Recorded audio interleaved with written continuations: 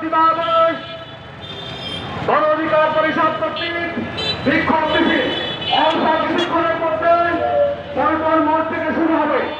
আজকের এই মিছিলের নেতৃত্ব দেবেন গণ অধিকার পরিষদের সংগ্রামী সভাপতি গণবন্ধু জনাব সিফিনুল হক নূর। জনাব সিফিনুল হক নূর।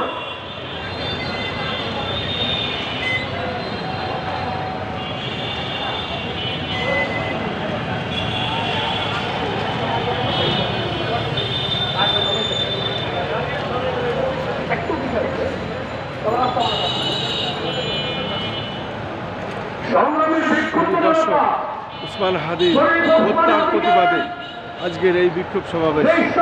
উসমান হাদীকে নৃশংস নির্মমভাবে গুলি করে হত্যা করা হয়েছিল এবং সেই হত্যার প্রতিবাদেই আজকে রাজধানী ঢাকায় বিভিন্ন এলাকায় আমরা দেখতে পাচ্ছি বিক্ষোভ সমাবেশ এবং জাতীয় মসজিদ বাইতুল মুকাররমের জুমার নামাজ শেষে উসমান হাদীর রুহের মাগফিরাত করা হয়েছে। সেই সাথে জুমার নামাজ শেষে বিক্ষোভ সমাবেশ বিভিন্ন সংগঠন করে যাচ্ছে।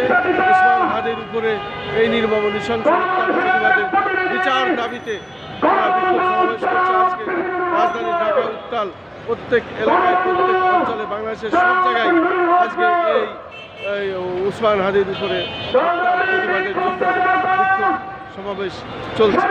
মাসুদুজ্জামান ধারাবাহিকভাবে করে যাচ্ছে এবং দেখে